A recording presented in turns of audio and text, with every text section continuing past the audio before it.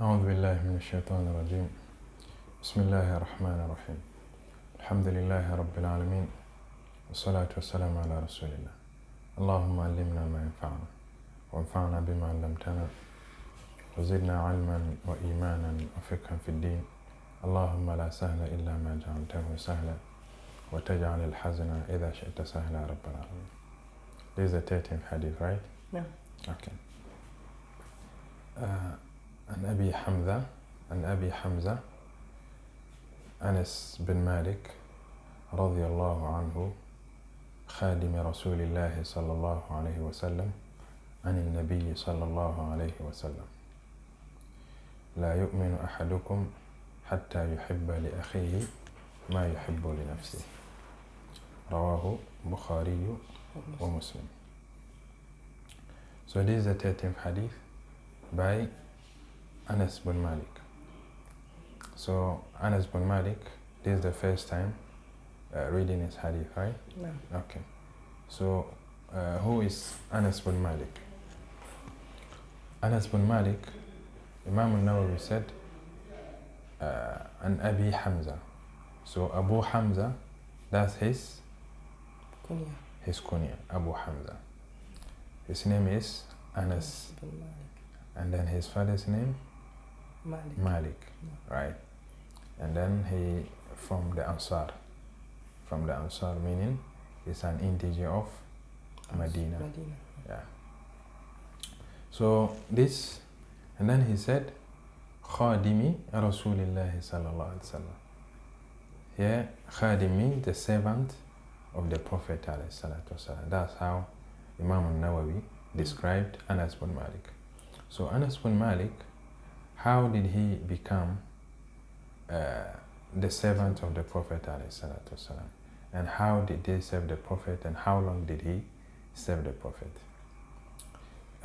We all know that the Prophet ﷺ lived 13 years in Medina, and then 10 years in Mecca. No. 13 years in Mecca. And 10 years in Medina. 10 years in Medina. Alright, so after that 13 years in Mecca, he migrated to Medina. So before he migrated, he sent Mus'ab bin Umair to go and propagate and to go and teach people about Islam in Medina. So Mus'ab bin Umair has stayed in Medina for some time, right? And then many people accepted Islam in the hands of Mus'ab bin Umair. So, and then among those who embraced Islam was the mother of Anas bin Malik, right? Anas bin Malik, her name is Sulaym. So this mother, this woman embraced Islam, and then Anas bin Malik was with her. So he heard a lot about the Prophet ﷺ and fell in love with the Prophet, even though he has never seen him, right? So when they heard that the Prophet ﷺ is migrating to Medina, they will always, every, let's say, close to sunset, they will go and then stand on the way where the people from Medina come from, you know, from that route that they know, that place where whoever is coming from Medina has to use that route. So they will go and stand there close to sunset to see whether the Prophet ﷺ is coming or has arrived. So they've been doing that. They will go close to a sunset, stand there, and then wait for some time. If they did not see anyone, then they go back, and then they will go back sad. So among them were children, and then also men who used to do that. But the women would stand on top of their houses and then look. So when the Prophet ﷺ arrived or was close to Medina, someone rushed to Medina to inform people that the Prophet ﷺ is close to Medina. So the children, as they used to do, they went out to wait for the Prophet ﷺ and Abu Bakr. And then the women also were standing on top of their roofs, looking at them. So among the children were Anas bin Malik, right? Anas bin Malik also saw the Prophet the first time to see the Prophet. So when the Prophet arrived, in Medina, there's a companion. There was a companion by the name Abu Ayyub al-Ansari. His name is Khalid bin Zayd. He's known as Abu Ayyub al-Ansari. That's his kunya. Abu Ayyub, that is his kunya, and Ansari is from the people of Medina. So he hosted the Prophet, right? He hosted the Prophet for some few months, right? So now, after this time, the Prophet ﷺ moved to his house, where they built a house close to the masjid. So when the Prophet ﷺ moved, the mother of Anas bin Malik brought Anas bin Malik to the Prophet ﷺ and said to the Prophet that people of Medina have served you from with different things. Some have been serving you food in the morning and the afternoon and the evening, and some have also gone out of their ways to do many things for you. But what I can do for you is to give this boy to you, to serve you as a servant. And then the Prophet ﷺ accepted Anas bin Malik, right? He accepted Anas bin Malik to serve him. And then Anas bin Malik has been with the Prophet for 10 years. So here it could be that his mother brought him when he was in the house of Abu Ayyub al-Ansari, right? Immediately arrived in Medina, right? So if that is the case, then he has served the Prophet for 10 years completely, 10 years. But if the Prophet Anas bin Malik's mother brought him to the Prophet after he has settled in his house, then it's perhaps 9 years with some months. But the biographers are saying that it's exactly 10 years. So it means that she brought him when he was in the house of Abu Ayyub al-Ansari. So Anas bin Malik served the Prophet for 10 years, right? And then Anas bin Malik once said that he has never done something, or has never failed to do something for the Prophet to ask him, why did you do this and why didn't you do that? So a servant, but the Prophet ﷺ treated him well as his son, right? He used to call him Ya Unais. Yeah, Unais. Unais means it's the same Anas, but little Anas, right? Ya Unais, little Anas. Or sometimes he would call him Ya Bunay, right? So Anas bin Malik benefited a lot from the Prophet ﷺ and narrated more than 1,000 hadith from the Prophet ﷺ.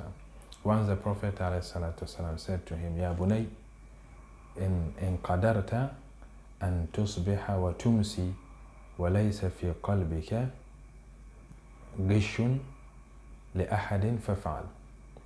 He said, if you can live throughout the day without having any grudge in your heart against someone, then do what? Do that, right? If you can live, in a day, completely in a day, without having any grudge with someone in your heart, then what? Do that, right? Meaning he's teaching him to free his heart from any heart disease like hatred, jealousy, and then arrogance, right? So he learned this from the Prophet ﷺ. And the Prophet also said to him, وَذَلِكَ سُنَّتِي فَمَنْ أَحْيَا سُنَّتِي فَقَدِ أَحَبَّنِي. He said, doing that is part of my sunnah, and whoever practices it, whoever revived my sunnah has indeed loved me, right? So that's how that's the kind of training Anas bin Malik took from the Prophet ﷺ. And then once Anas bin Malik radiallahu anhu, the Prophet sent him to the market to do something. So when he got close to the market, he saw children playing, right? So when his mother brought him to the Prophet, he was 10 years, right? So he was young. So at that time, the Prophet once sent him to the market to get him something. And then he went and saw children playing. So he forgot what the prophet told him or where he sent him, and then he was playing. So the prophet, he kept long. The prophet did not see him or hear anything from him. So what happened? The prophet went out to search for him. So he went and saw him playing with the children. Right? So Anas was saying that I was standing, I felt like someone was standing behind me. So I turned and I saw the prophet. So the prophet held his dress like this, and then asked him, where did I ask him? Where did I send you? Oh no, he said, didn't I send you? He said, yeah, you sent me. I'm going. And then he left. The prophet did not say anything to him. And then Anas bin Malik also said, whenever the prophet asks me something and I fail to do it, people around him will try to rebuke him or say something or warn him, right, about something like that. And the prophet will tell him, just leave him. He did not do it because Allah did not decree that thing will be done by Anas. So that was how the Prophet ﷺ lived with Anas. He lived with him as what? As his son, not as his servant, maltreating him. No, he treated him well, as a son, as a servant, as a companion, right? And then once his mother came to the Prophet ﷺ, so because of Anas, he often come to the Prophet to visit the Prophet. So she once came and then she told the Prophet, Ya Rasulallah, Udun li khadimik. Udun li khadimik. So she requested that the Prophet should pray for Anas. So the Prophet ﷺ said, Allahumma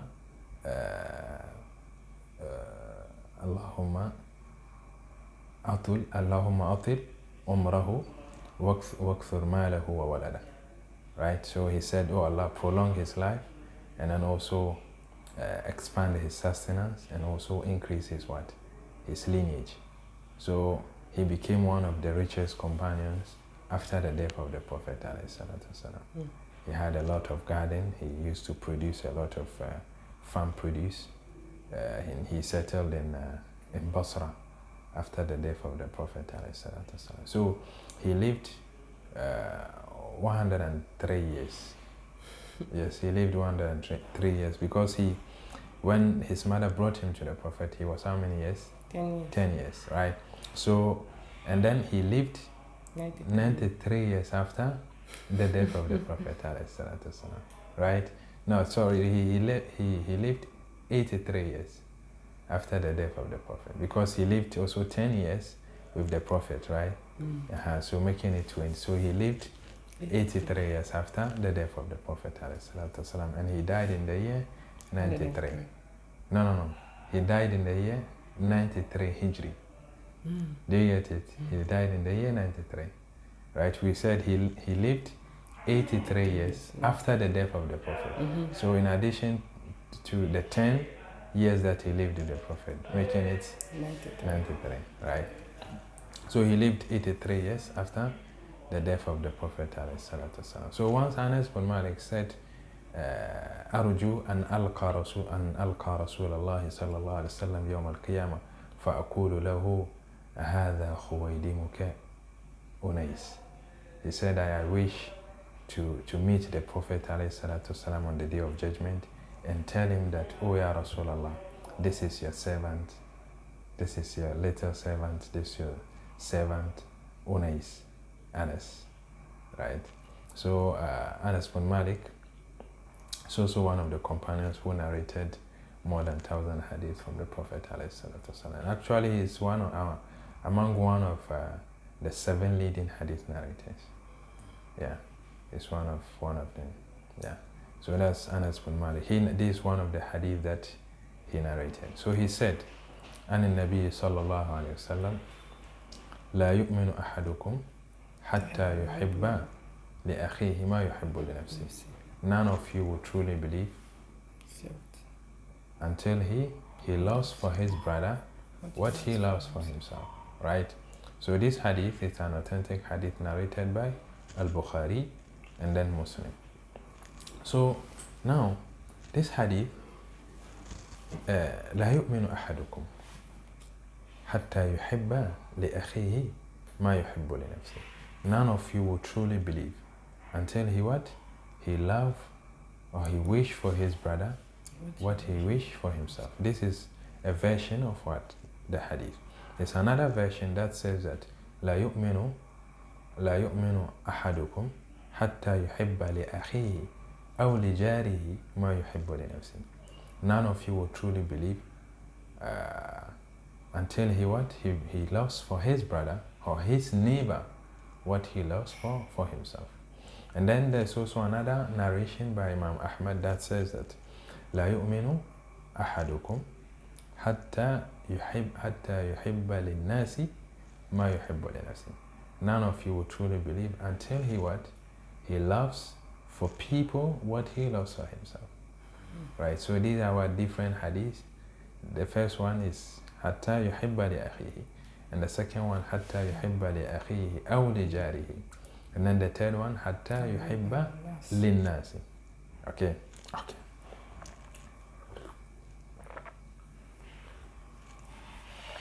So here, what does this hadith mean?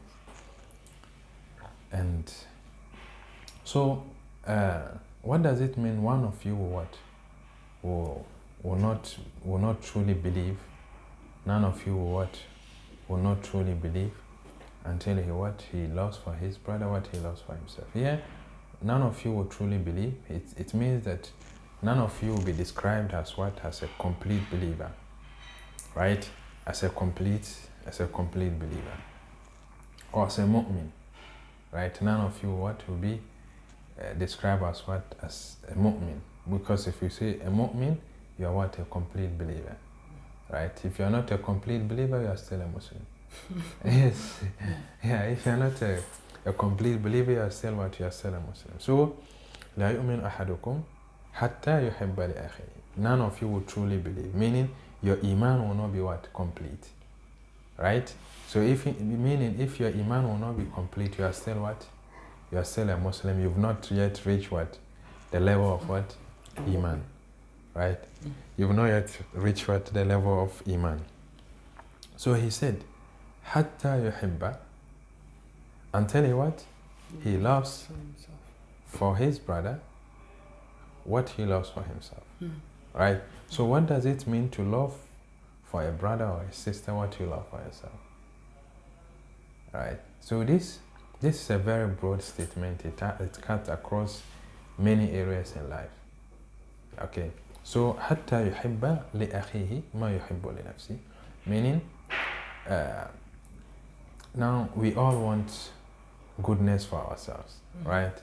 So the same way we want goodness for ourselves, we should also what? Wish goodness for others, right? All of us will wish that we are among the pious ones, we are among the awliya, right? So we try to work and act towards that to gain this rank. So we should also wish for what? For other brothers that are kind of have deviated a bit from the path. We also what? Wish for them what we wish for ourselves. So how do you do that? Do you say, oh, this brother, I wish for you what I wish for myself? Is that what? Do you just say that and then that's all? No, it's something action related, not just something that we just see. No, it has to what? It has to, when you say that, even if you say that or you have that conviction, it should be what you have to translate it into action, right? So you want goodness for yourself, you want to get close to Allah, you want all these goodness, this iman, this rank of ihsan. Wish that for what? For a brother. So wishing is just not what? Something of the heart. Yes, it starts from the heart, but you have to what? You have to take action towards that. That is, if you see a brother, this is what you wish for yourself. You wish goodness for yourself, to be on the right path, to get close to Allah, to get up at night and do all this. That and you see a brother or a sister deviated a bit from what? From the right path. What do? You have to admonish the person, encourage the person, try to what? To draw the person close to what? To the right path. You understand? So when you do this, you what? This an example. You love for that brother or that sister what you love? What you love for yourself. You get it? What you love for yourself. So this cut across in what? In all aspects of life, you know, and also when it comes to calamities and trials, right? We all don't want to be tested, right? We don't want to engage in any accident. We don't want to engage in any trial, in any problem. You get it? So you wish same to for what? For a brother or a sister. You know, you don't want to engage in what? In an accident. Don't wish an accident for what? For a brother or a sister. Do you get it? Don't wish. And also you don't want to, let's say, be affected by any disease or anything. Wish same for what? For a brother or a sister. Meaning, if you see someone doing something that could lead to what? To that thing, right? That you don't want, you what? You draw the person's attention and you advise the person. When you do that, you what? You love for a brother. What you love? You love for yourself. So here why is this love important? Loving for a brother what you love for yourself. And actually this love, it's one of the fundamental elements in every successful community. If we want to succeed without love for one another, there's no way. There's no way to unite. There's no way we can move forward. The love has to be there. Right? Love for one another. We have to love for one another, care for one another. Then we can unite and then be stronger. So now when you look at the time of the Prophet, when the Prophet ﷺ migrated from Mecca to Medina, there are three things that the Prophet did before he established the Islamic State in Medina. The first thing he did was he built the mosque, right? That's the Masjid al-Nabawi. So he built that mosque to serve as what? As a center, as a center for education, and also a gathering place for what? For the Muslims, right? And then, so aside that, the second thing he did was there's something called Ikha. He established brotherhood between the Ansar and then the Muhajirun. Do you know who the Muhajirun and the Ansar is? The Ansar are the people of Medina. And the Muhajirun are the followers of the Prophet. No, so the Ansar, of course, are also the followers of the Prophet. The people of the book. No, the Muhajirun are the immigrants, those who migrated from Mecca to Medina, those who migrated after the migration of the Prophet. Some even migrated to Medina before the Prophet. You understand? So these are the Muhajirun. You understand? Muhajirun from the word Hijrah. Hijrah is to migrate, right? So Muhajirun, the immigrant, those who migrated. You understand? So those who migrated from Mecca to Medina. So when they came to Medina, they are new in Medina, right? So some of them left their properties in Mecca. Some of them left their family, their properties, their wealth in Mecca, and then moved to Medina. So when they came to Medina, they started what? Life from scratch. You get it? So whereas the people of Medina, that's they are indigenous of Medina, they were born there, they were fully established, right? So for them, their wealth is their wealth is there, their properties is there, and then they are also with the family. So what did the Prophet do? The Prophet ﷺ, he established brotherhood between the Muhajirun and then the Ansar. So he will pick one Ansar and say, okay, you Ansar, this is your brother. He'll pick one Muhajir and say to one Ansar, this is your brother. So that's how he established brotherhood between them. So this is what happened. At that time, if a brother, let's say, a brother among the Ansar, right, is a brother to the Muhajir. So here, when, let's say, the Ansar pass on, the Muhajir were inheriting. That was how it was. And then, so it's not only about inheritance, but this is one of the benefits. And then, let's say, the Prophet has established brotherhood between this Muhajir and this Ansar. And this Ansar is what? His wealthy. Let's say he has 2 gardens and then many properties. What they do was they would divide some or give the Muhajir some part of the property to also start life. That was how many days, to the extent some divided their wealth into 2 and then gave it to the immigrant brother. You get it? So that's how the Prophet ﷺ established brotherhood between them. So what was the importance, what was the advantage of this thing?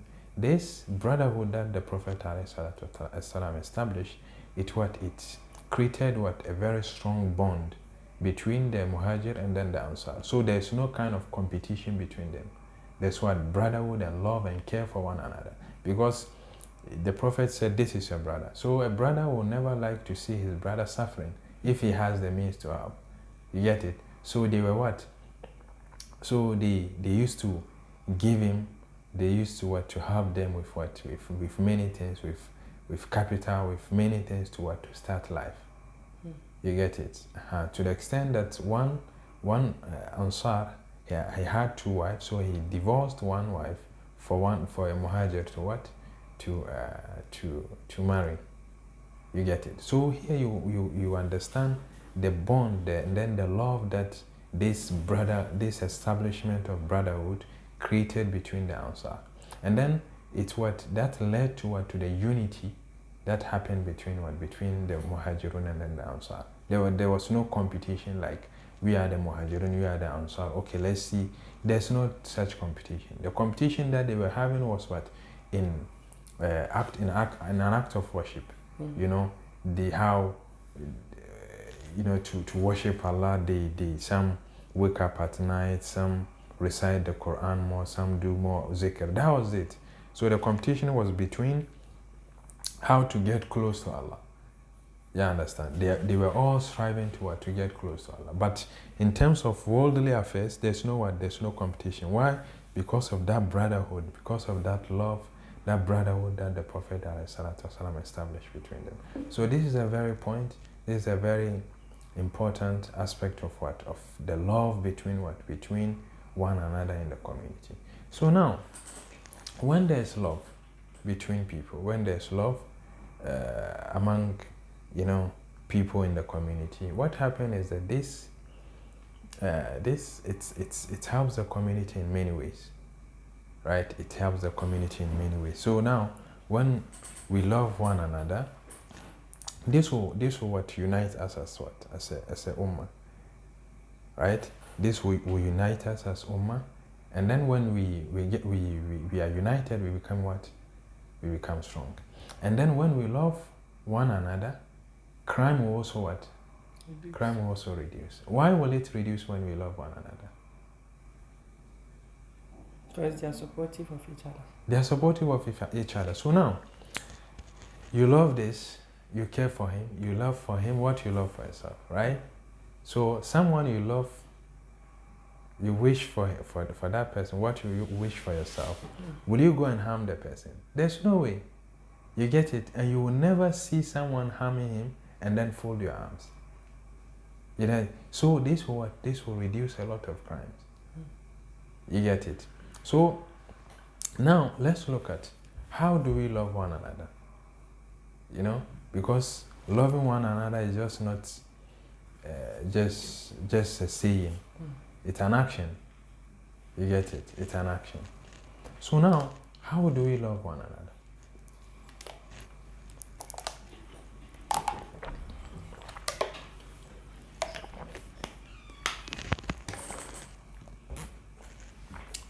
There are many ways, there are many methods that when we apply, it will create that strong bond, that love between us. First of all, the first on the list is what? The fear of Allah. Right? When we fear Allah, there's no way we what? We will love one another. Now, when you fear Allah, you act upon His commandment and stay away from His prohibition. So the God, the Creator that you fear said, "Innamal mu'minuna ikhwa." Right? He declared all Muslims to be brothers. Right? He declared Muslims to be what? To be brothers. So, and then the Prophet also, alayhi salatu wasalam, Allah has commanded you to obey the Prophet, and the Prophet said, do not what? Do not harm a Muslim. You understand? Do not disrespect a Muslim, do not harm a Muslim. Right? So here, the fear of Allah what? Will make us what? Make us love one another. That is true. You what you love for him, what you love for yourself, and you also not what? Not harm him. You know? So that's it. That's the first thing that will what? That will create love between us. And then also the second thing is what? Eman and Qadar. Believing in Qadar is also one of the things that will help us love one another. So how will Iman and Qadar has to do with love? Now, the opposite of love is what? Hatred, right? Hate. If you don't love someone, you what? You hate the person, right? So it's either you love the person or you hate the person, right? And then hate comes through what? Through certain things, through material things. You get it? Yeah. You know, hate, that's the most causes of what? Of hate, hatred, and then envy and jealousy. Because of what? Because of material things, right? So now, when we believe in Qadar, it will solve this problem. You get it?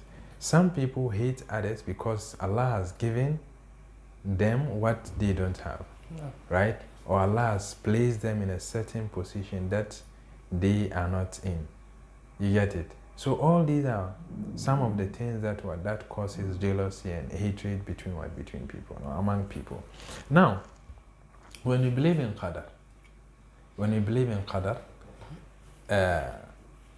Qadar, that is, you believe that it's Allah who gives. It's Allah who deprives, right?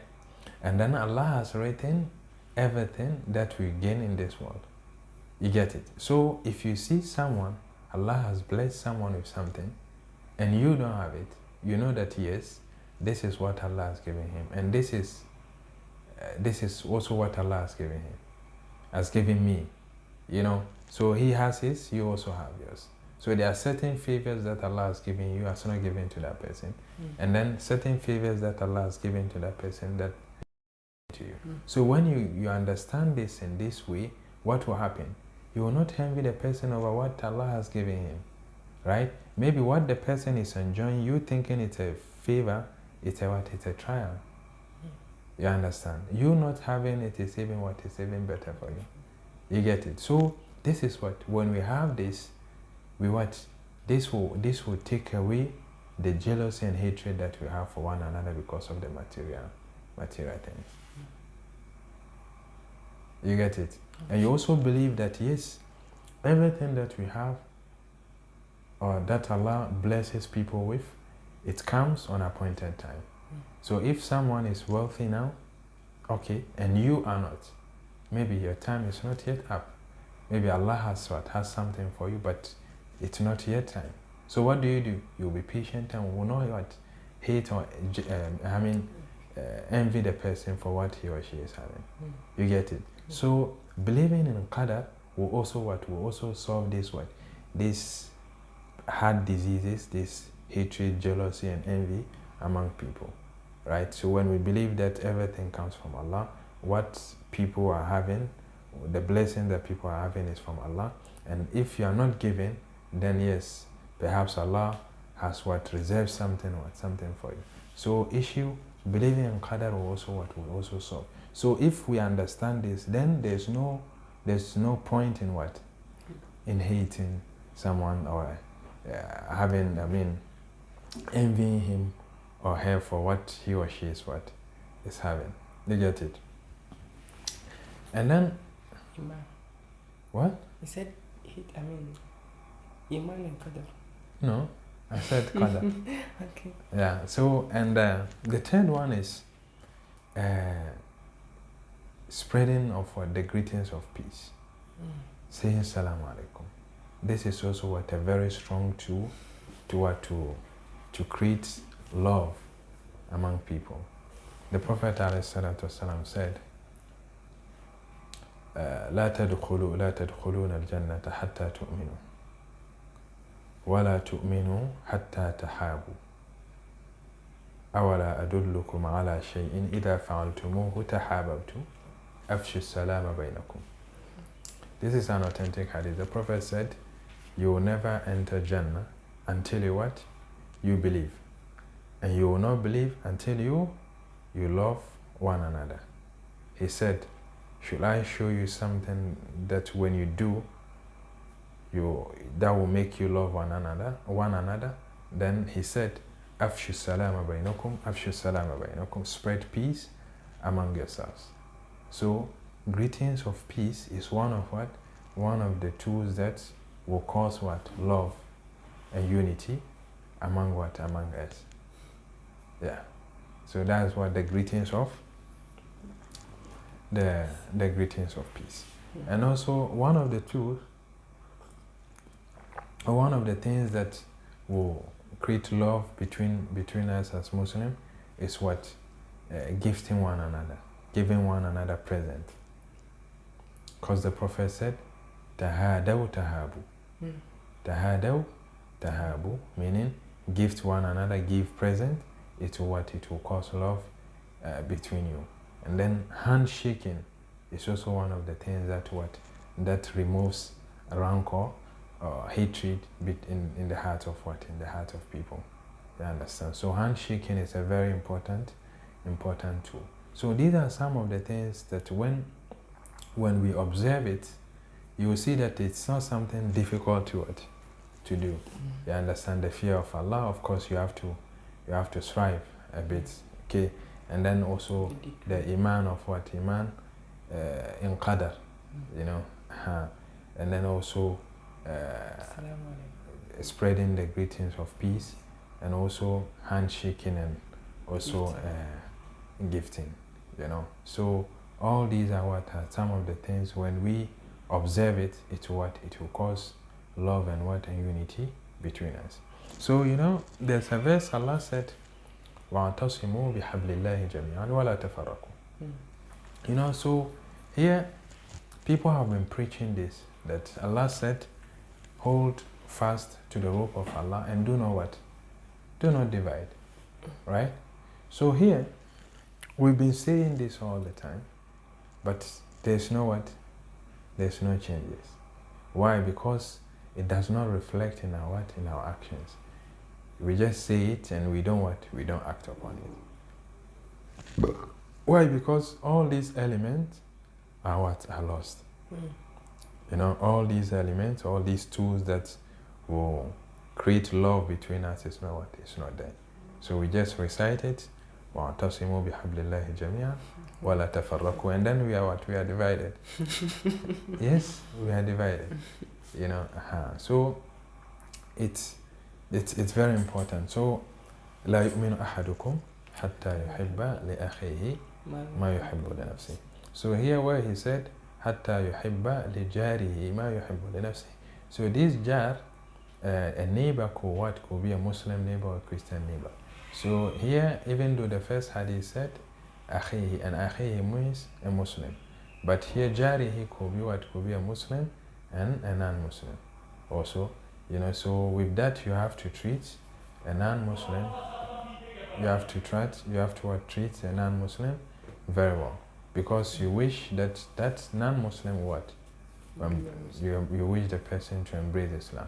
So how will you wish someone you want to embrace Islam, how will you treat the person bad? You get it? So you have to treat the person good, especially where Allah subhanahu wa ta'ala is saying, لا ينهاكم الله عن الذين لم يقاتلوكم في الدين ولم يخرجوكم من دياركم أن تبروهم وتقسطوا إليهم. Allah does not forbid you to be nice and kind to to those who did not chase you away from your houses or did not fight you, right? So now, and also where the Prophet said, "Hatta yuhibba linnasi ma yuhibbu li nafsi," in the narration of Ahmad bin Hanbal. So this is also what this also cover. It's what it's a general statement. Hatta yuhibba linnasi. So meaning none of you will truly believe until he loves for people what he loves for himself, right?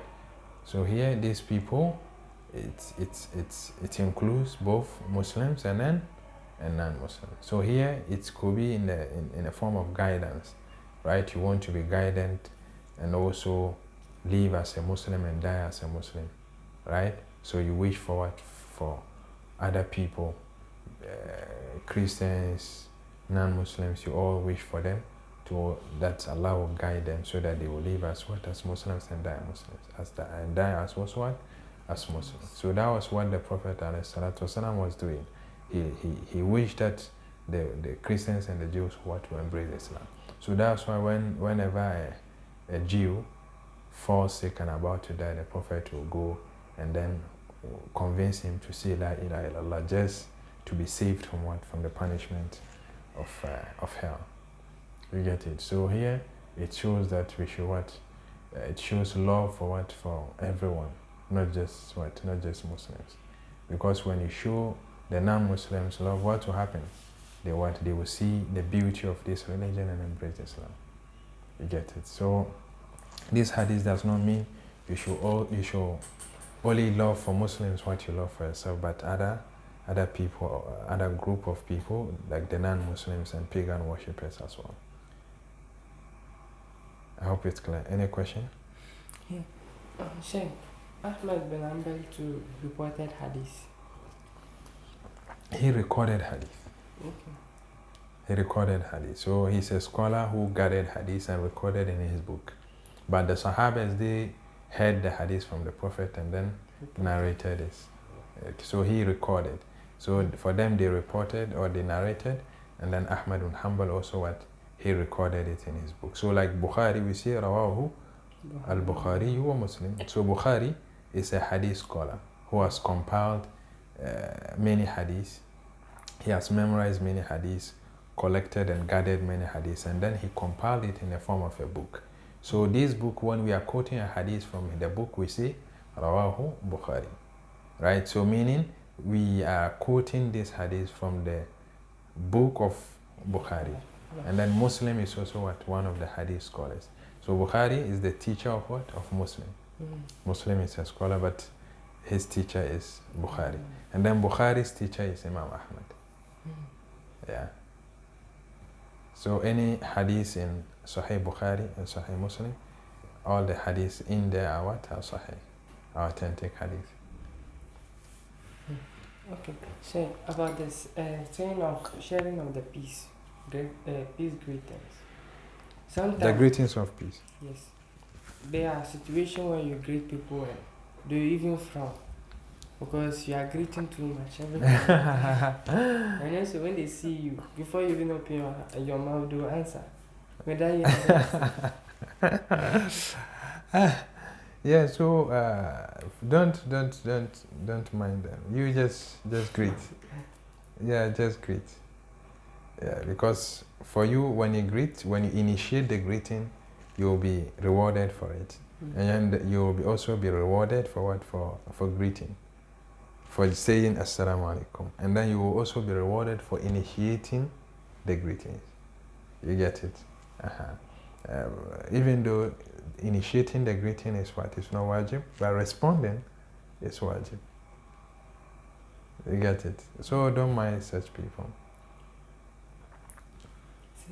So is it also advisable to go to maybe a brother or Christian, a non-believer, maybe who's on the verge of death, to convince the person to say Shahada?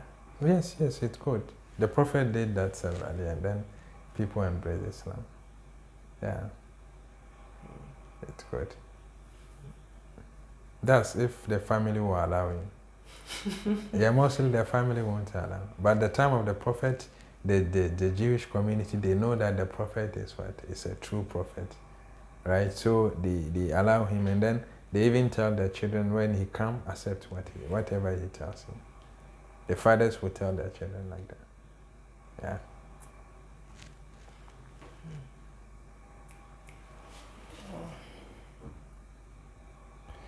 Okay, then let's pause here. وآخر دعواهم أن الحمد لله رب العالمين.